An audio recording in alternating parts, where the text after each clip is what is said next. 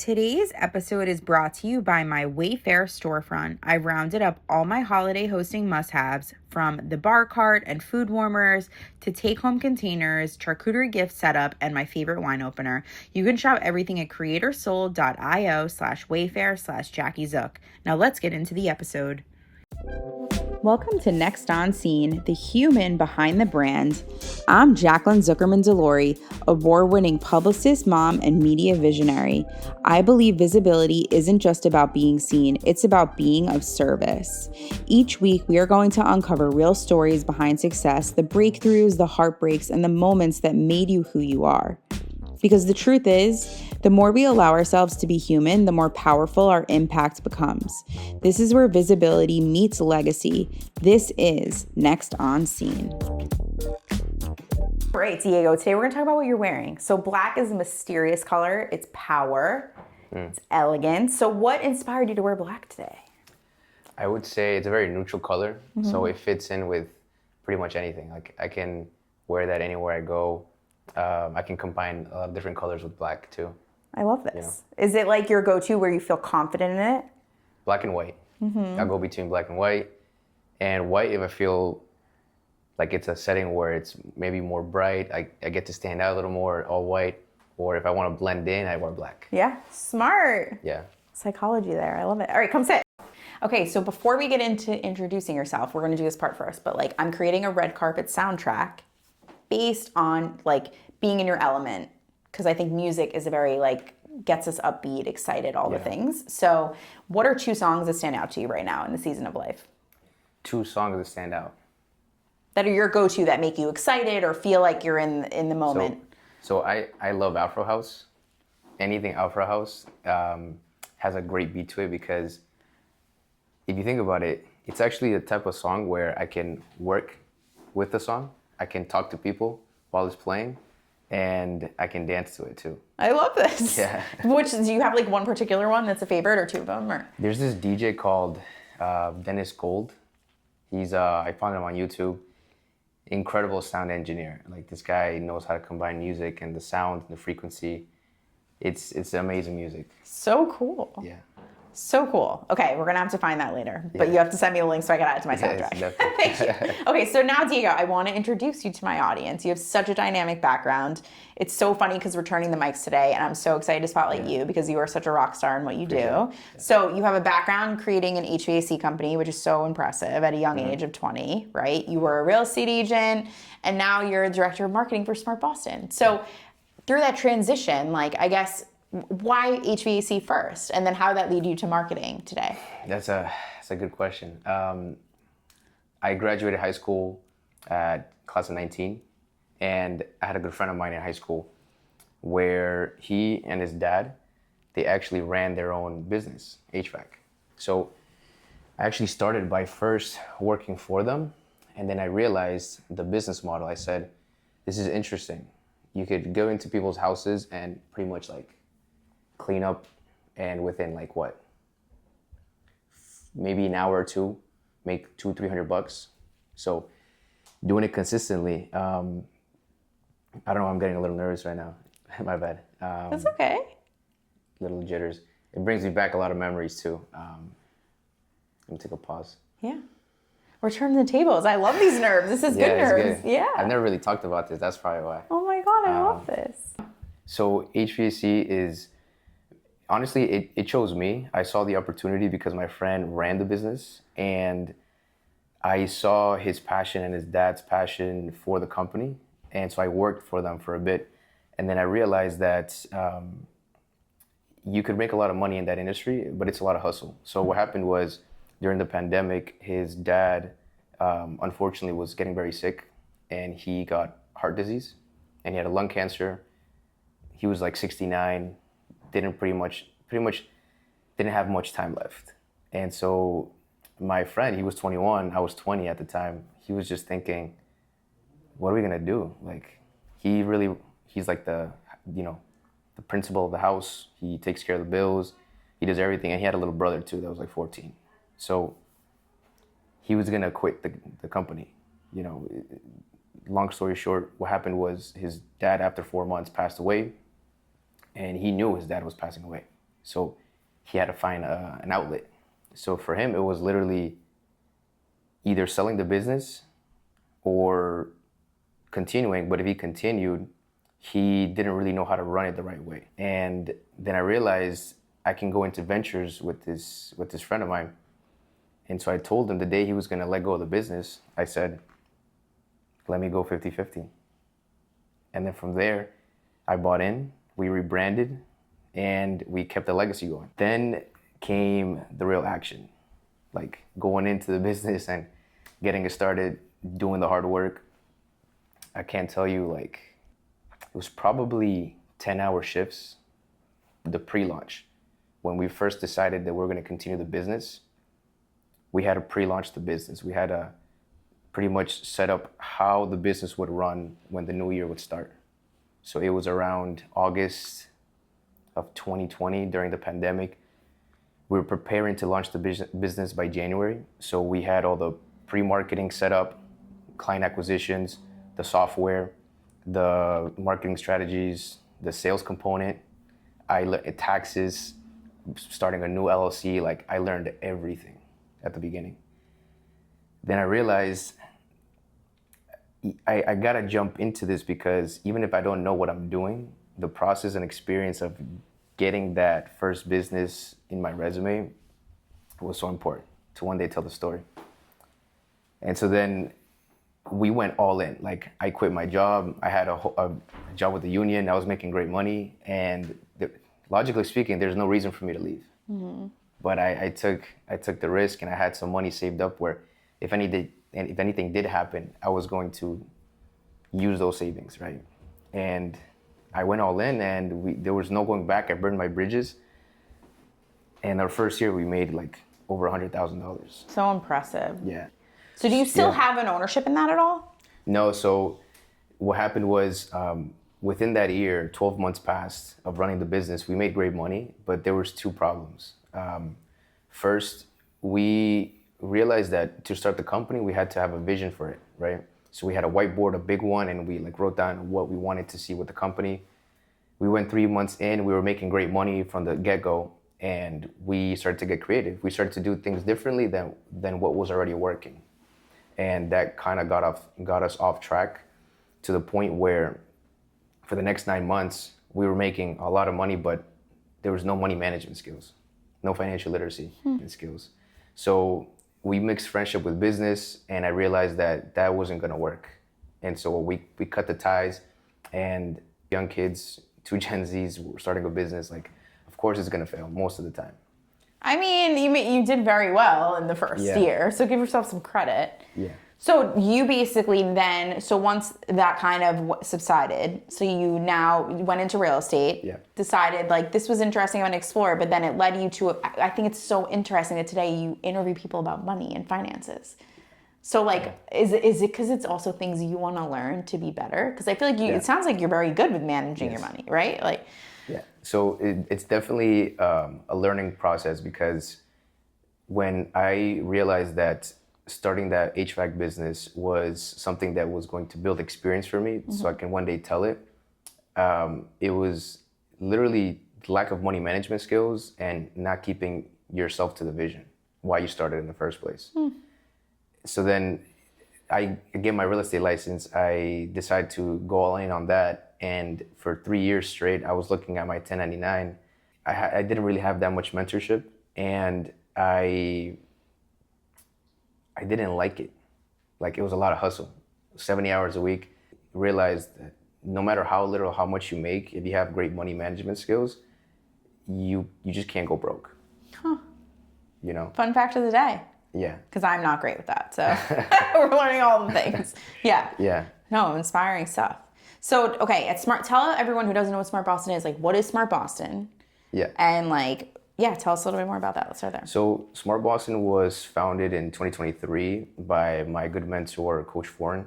He's on Instagram, Coach Foreign.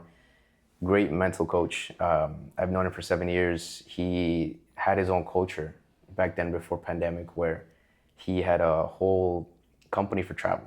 It's a whole culture, and you would, the motto is like, let's say you own a pizza shop, you get free pizza. You work at a gym, you get free gym memberships. Cool.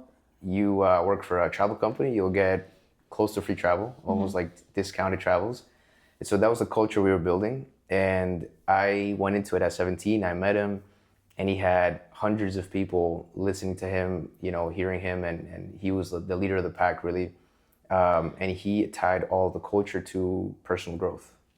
And that, I was just like, wow, this is it. Maybe this wasn't the funnel to get rich, but doing business with him was. And so as the years went by, guess what happened in 2020? Right, the COVID hit. COVID, right? Right. And the biggest industry that got hit was the airlines. So true. So the travel company completely just dismantled and went bankrupt. So he had at one point 2.3 thousand active memberships paying every month. Wow. And he was getting paid residually. Unbelievable. That takes a huge level of leadership, that it requires a lot of attention towards your team, towards your people, thinking of others. They say, leaders take the initiative and they'll always eat last. So they're always the ones working the hardest, working the latest, and they'll get the least credit if they want it. If they want to get all the credit, they could. But as a great leader, you also want to give your power away to other people and let them shine. I want to follow up on that too, like mentorship. Like, how important are mentors? Like, that's such a huge thing you always talk about. Yes. I feel like every time we hung out. Yes. So the interesting thing is, at Smart Boston, we cultivate attributes of leadership where you can actually grow in the community. Whether you like to have fun, we'll do social events.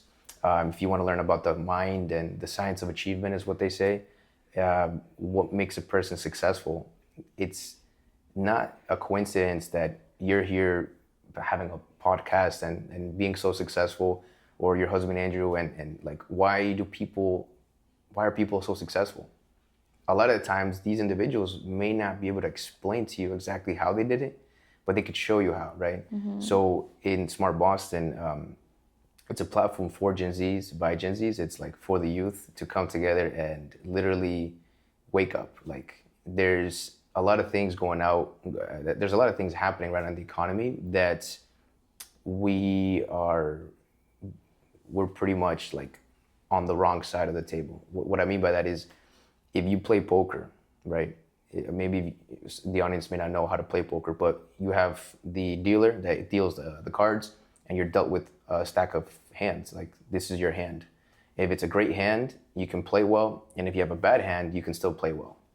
So the analogy is, we were dealt with a bad hand in the economy, the fiat system, the money printer, the way the government is, manipulating the money, and everything is just getting more expensive for us. So we were dealt with the wrong hand, but it doesn't mean we can't win. Right. So true. We're in this space to really educate about money, the psychology of money, personal growth, and do it in a fun way where we do social events and we meet great people. So cool. And also I want to talk about how you go up to random people all the time and do interviews. What is that experience like to people that aren't nice? I'm sure you get a mixed bag of people, right? Can you talk about that a little bit? And they're so quick too. You get the juicy stuff in 60 seconds. It's impressive. I want to commend you for that. I appreciate that. Yeah. I definitely saw that there's maybe a lack of recognition from Boston all around the states. All these big cities that people go to, a lot of talent leaves Boston to go to these big cities to make it there. And I was just there's really nothing in Boston happening that could put it on the map. And with these interviews, I realized I got inspired by the School of Hard Knocks. He's from Dallas, Texas. You probably know who he is. I've totally heard of him before. I know who you're talking about. Yeah, he was interviewing billionaires and millionaires. And when I was on my 100th interview, I passed the threshold of over 100 interviews, I was something was happening in my life where it wasn't allowing me to do more interviews. I was going to a whole different identity where everything was shifting in my life. So it was just disturbing. And I knew I had to keep powering through the interviews because that's what's gonna make me go to the next level. And so there was a day where I really felt I wanted to give up. I was why am I doing this? I don't know why I'm doing this. But my subconscious, my imagination, the vision of Smart Boss, and I said, I'm doing this for a reason. I'm building this for a reason. So I went even harder, and that week I got to meet School of Hard Knocks on Newberry Street. Saw him there spontaneously, and I was with my other partner, Ale. She saw him. I just passed by him. I didn't even realize it was him. I saw the guy with the camera behind him, and I was like, oh, cool camera. But Hard Knocks was right there. And then Ale looks at me, like shakes me real hard. Hey, that's him. And I was like, who? She scared the hell out of me. And then we looked back, and it was Hard Knocks right there. So cool. And then at that point, I was like, oh, that's perfect. I go and do the interview. And at that point, I realized that you could literally do anything you want. You know, it's just about overcoming that fear barrier. And I can't tell you how many times I felt fear of walking to strangers. But over repetition and doing it so many times, then I realized it's just a lack of repetition. Right, but also, what do you have to lose? They're gonna, like, you're going in thinking they're gonna decline, but if they say yes, it's like, oh my God, I can get, like, I saw one of the ones where you were following a guy driving in a car, and I was laughing. I was like, the fact that you got that was so impressive. Like, it's just really creative. So I would say that was probably one of your favorite interviews. Like, not like, in terms of people, do they politely just say no? Like, is that kind of like, oh, I'm not interested, or? So here's the thing, the human mind doesn't like to be rejected. Even if, you know, you do it so many times, you still kind of get hurt, like, rejected. Totally, you know? fair. Like, people really don't like to get rejected. Yeah, but you're also talking about a vulnerable topic. Yeah. You know, that not a lot of people like to talk about, which is why it's needed to be talked about, by the way. So I want to commend you for that. Yes. But I think, like, going up and talking about money is something that it's not a comfortable conversation, especially to a random person. Like, you're going to ask me about how much I made. Like, it's just fascinating. Sure. So I've been really enjoying just saying, like, following. It's been very impressive. So, okay, that aside, such an impressive resume. Yeah. I want to talk about the story you were telling me about before moving into your dream apartment. And, like, you were questioning, like, can I afford this? Can I do this? And then once you took that leap of faith, like, I want to talk about that mentality that you had, because I feel like it's so inspiring to share. Because I think we've all had that, maybe not just in that experience, but in real life. Yeah. So can you talk about that? For sure. I realized to change not only myself, but my environment. So I had to take that leap. And my mentor, Coach Foreign, he was looking for apartments. And he gave me the opportunity, and he chose me first. He had other people in line, but he had me as like the person to really lock in with. And at first I was hesitant. I told him, I don't know about that. I gotta see my finances and all this and that. And I made excuses in my mind. I had to generalize information, delete and distort, right? So I couldn't believe that I could be here.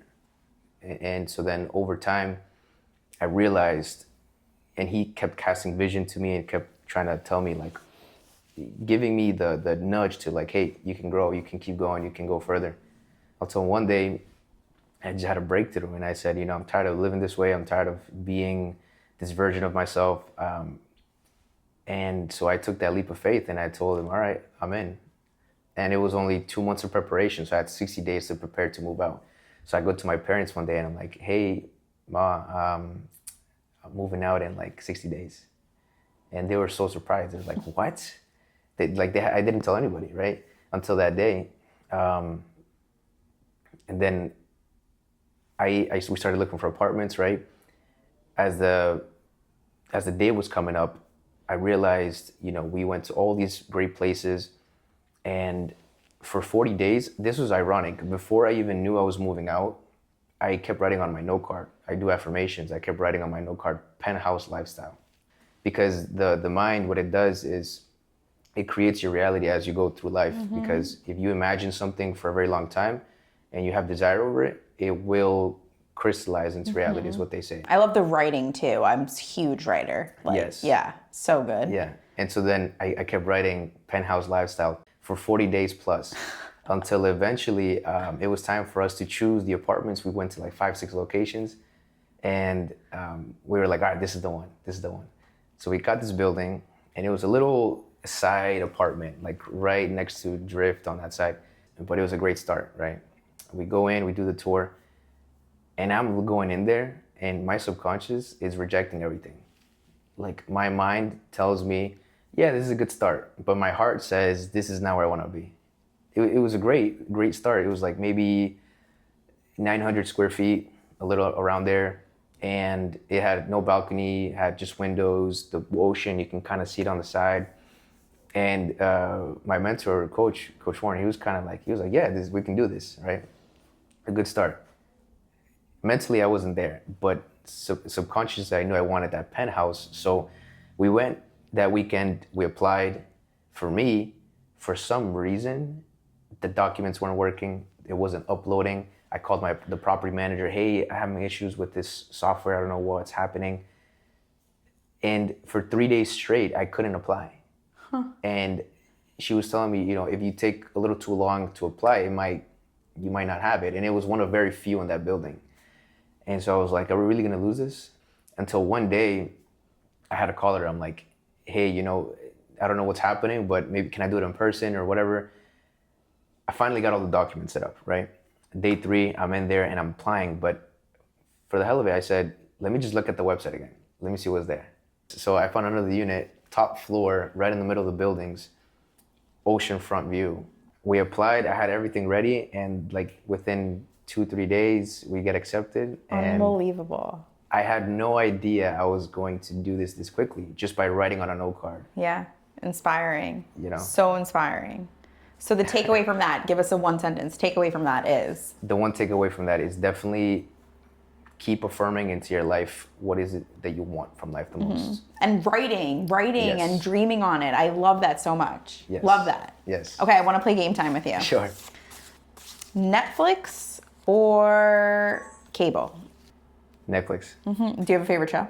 I haven't watched a lot of shows, but if I had to choose one, I'm a big anime guy. Okay. Demon Slayer. Cool. Yeah. I just hung out with somebody else that told me they love anime. I love that. Save or spend? If I got to choose, spend. Networking event or solo brainstorm? Solo. I like it. Early bird or night owl? Say early bird is for sure. Perfect. Yeah. Mentor or peer collaboration? Mentor. I love it. Okay. Rapid fire questions. One word to describe Gen Z right now. Delusional. Okay. Most underrated skill in business? Human behavior. Ooh. Dream person to collaborate with? Elon Musk. I love that. Yeah. He's definitely a person to know. Best piece of advice you ever received? Best piece of advice. Oof, I have many. Think of one that stands out to you. It's by Tony Robbins. He said that there's a difference in your physiology, how you stand, and it's a difference of 2 millimeters from looking down, having posture down, or having your posture up. If you keep your chest up and you look up, you will naturally gravitate more energy into you and you'll feel more certain. So a lot of people go through life with maybe fear, uncertainty, doubt, and those emotions drag you into this posture. If you break out of that, you just have to change your way of being, your posture. Good. I just got more postured. Thank you. Yeah. That was really good. Okay, finish the sentence. Next on scene for me is? Next on scene for me is going to the next social event. I love this. Brilliant. Okay.